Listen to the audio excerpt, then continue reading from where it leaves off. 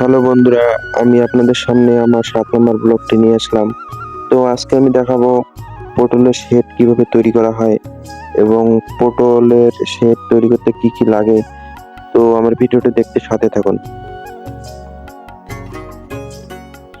তো আমার পিছনে শেডগুলো দেখতেছেন, এগুলাতে আমি পটল গাড়বো। তো আগামীকালকে আমি পটল গাড়া ব্লক নিয়ে আসবো। তো এভাবে শেড করতেছি কোদাল দিয়ে, উঁচা উঁচা করতেছি। কিছুদিন পর বৃষ্টি হবে, এর কারণে উঁচা করতেছি। তো দেখতে দেখুন আমার ব্লগটি।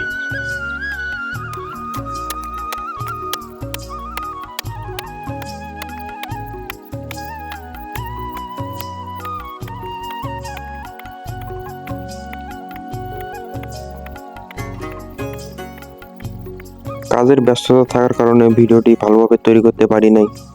তো আগামীকালকে আমি সম্পূর্ণ ভিডিওটা নিয়ে আসবো পটলের চারা কিভাবে রোপণ করা হয় সে ভিডিওটা নিয়ে। তো আমার চ্যানেলের সাথে থাকুন। ধন্যবাদ সবাইকে ব্লগটি দেখার জন্য।